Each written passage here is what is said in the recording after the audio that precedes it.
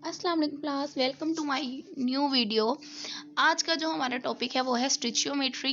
स्टिचियोमेट्री basically ये हमारे fundamental concept of chemistry का लेक्चर नंबर 5 है और इंशाल्लाह इसके अलावा एक और लेक्चर होगा और हमारी ये चैप्टर कंप्लीट हो जाएगा और आपका एमडीकेट का फर्स्ट जो चैप्टर है fundamental concept of chemistry clear हो जाएगा इंशाल्लाह। इसके बाद हम आपके साथ एमसीक्यू सीरीज़ भी शेयर करेंगे ताकि आप लोगों की इस चैप्टर की एमडीकेट की बहुत अच्छे तरीके से तैयारी हो।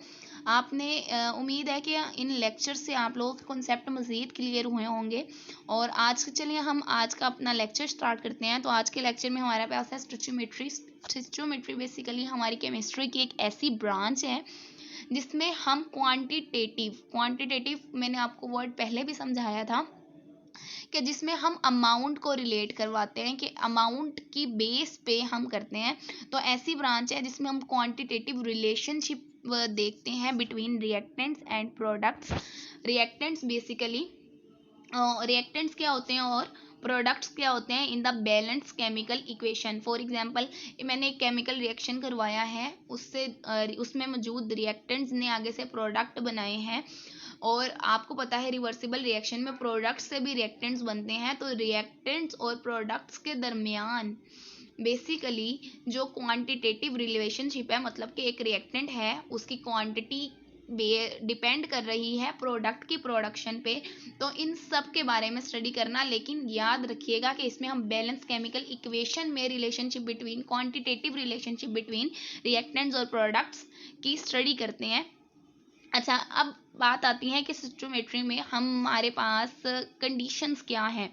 तो फर्स्ट ऑफ ऑल तो हम कंडीशन ये लेते हैं कि तमाम रिएक्टेंट्स कन्वर्ट हो रहे हैं, कम्प्लीटली कन्वर्ट हो रहे हैं प्रोडक्ट्स में। ऐसा नहीं होना चाहिए कि रिएक्टेंट्स की कुछ चीज़ें किसी और के साथ, या एयर है वहाँ पे तो कोई ऐसा पार्टिकल है जिसके और किसी और चीज़ के साथ ना वो रिएक्ट करके एवोपरेट हो जाए। बेसिकली तमाम रिएक्टेंट्स ने कन्वर्ट हो जाना है प्रोडक्ट्स में। दूसरा ये कि कोई साइड रिएक्शन नहीं होना चाहिए। साइड रिएक्शन अगर होगा तो हम एक ना ही वो इक्वेशन बैलेंस्ड हम कर पाएंगे, और बैलेंस नहीं होगी तो हम रिएक्टेंट्स और प्रोडक्ट की क्वांटिटेटिव रिलेशनशिप मालूम नहीं कर पाएंगे। इसी तरह अगर हमने कैलकुलेशन जब भी स्टिचियोमेट्री में करनी होती है तो हम दो लॉज को ओबे करते हैं। एक तो law of conservation of mass, second one है लॉ ऑफ डेफिनेट प्रोपोर्शन। तो ये दो लॉज का ध्यान रखना इसकी कैलकुलेशन में बहुत ज़्यादा ज़रूरी है। अच्छा, स्टिचियोमेट्री अमाउंट क्या होती है? तो बेसिकली किसी भी बैलेंस केमिकल इक्वेशन में, बैलेंस केमिकल इक्वेशन अगर आपको कॉन्सेप्ट याद हो तो उसमें होता क्या है कि अमाउंट ऑफ रिएक्टेंट्स और प्रोडक्ट्स को हम इक्वल लेते हैं। तो बैलेंस केमिकल रिएक्शन में, इक्वेशन में अमाउंट ऑफ रिएक्टेंट्स और प्रोडक्ट्स बेसिकली कहलाते हैं स्टिचियोमेट्री अमाउंट। स्टिचियोमेट्री अमाउंट में बेसिकली आपको यहाँ पे नज़र आ रहा है कि 2H2 और O2 उन्होंने आगे से 2H2O मतलब के दो पानी के मॉलिक्यूल बनाए हैं। इस इक्वेशन में आपके पास 2H2 4 ग्राम है और बेसिकली हमारे पास हाइड्रोजन एक हो तो वो 1 ग्राम के इक्वल है, 1.008।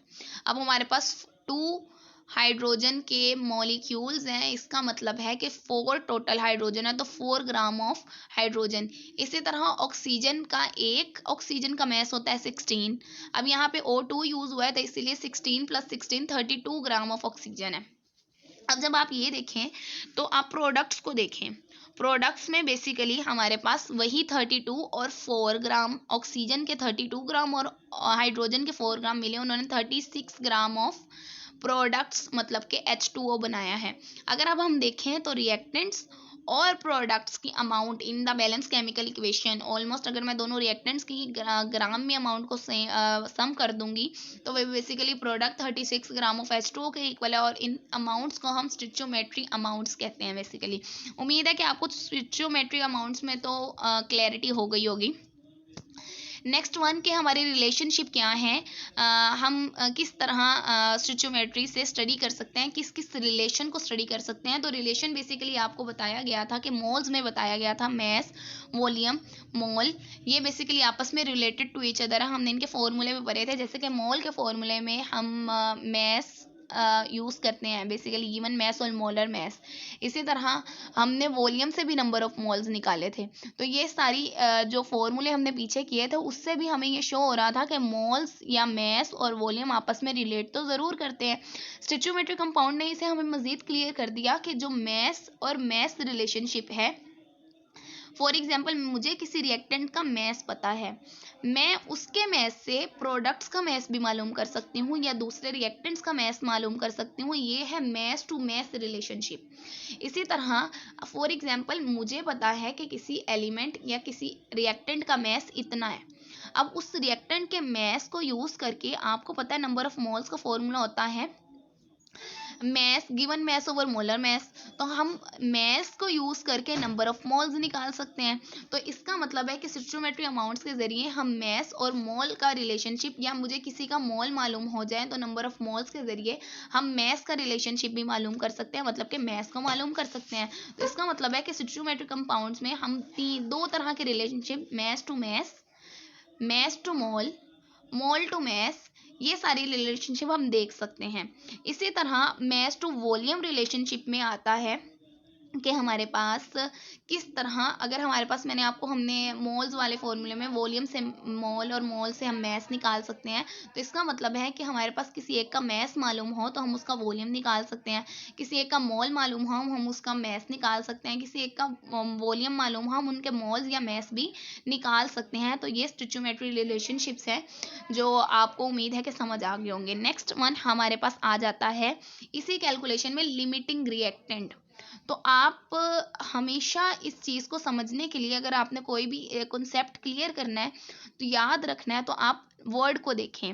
लिमिटिंग, लिमिट से निकला है। लिमिट बेसिकली हदूद होता है, हद। रिएक्टेंट वो चीज़ जो रिएक्ट होती है, कंबाइन होती है किसी डिज़ायर प्रोडक्ट को बनाने के लिए। हम रिएक्शन की बात करें तो रिएक्शन के लेफ्ट साइड पर हमेशा जो चीज़ें लिखी होती हैं वो सारी रिएक्टेंट्स होती हैं जो कंबाइन होकर कोई प्रोडक्ट्स बनाती हैं। लिमिटिंग रिएक्टेंट क्या होता है? लिमिट का मतलब होता है हद। हद का मतलब बेसिकली हम इस अमाउंट में भी ले सकते हैं कि बस ये ही हद है, इससे आगे नहीं। मतलब कि एक लिमिट, एक कम अमाउंट में जो चीज़, एक तो हम ये देख सकते हैं कि ऐसा रिएक्टेंट जो कम अमाउंट में हो, जो कम अमाउंट में होगा वो इस्तेमाल भी तो जल्दी हो जाएगा।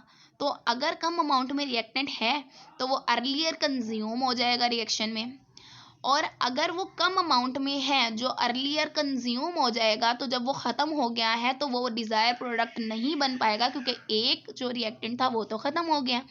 तो इसका मतलब है कि वो रिएक्शन रुक गया। इसका मतलब है कि उसने रिएक्शन को कंट्रोल किया।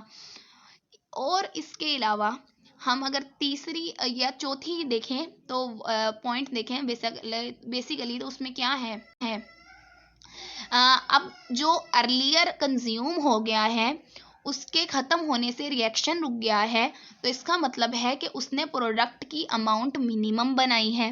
तो आपको फर्स्ट पॉइंट से ही बाकी 3 पॉइंट्स याद हो जाते हैं।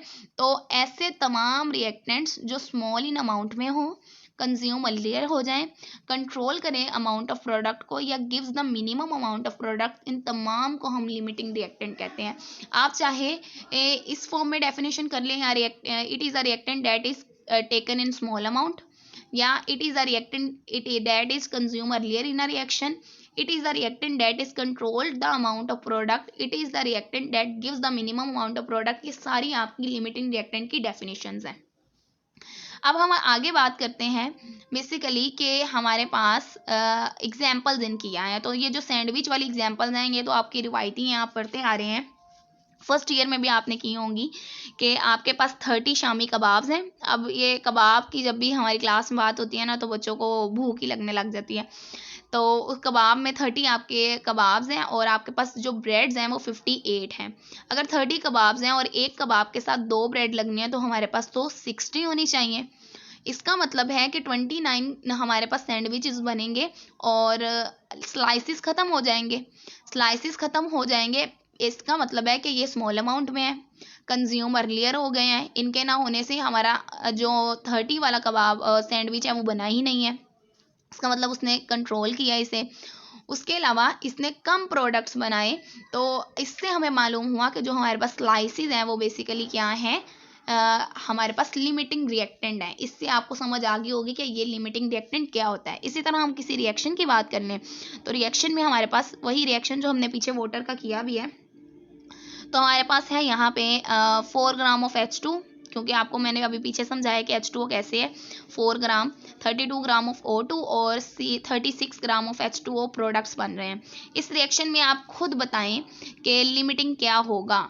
इस रिएक्शन में कोई चीज़ लिमिटिंग नहीं होगी, क्योंकि बोथ रिएक्टेंट्स की जो रेशियो है, स्टिचोमेट्री रेशियो, वो बेसिकली सेम है।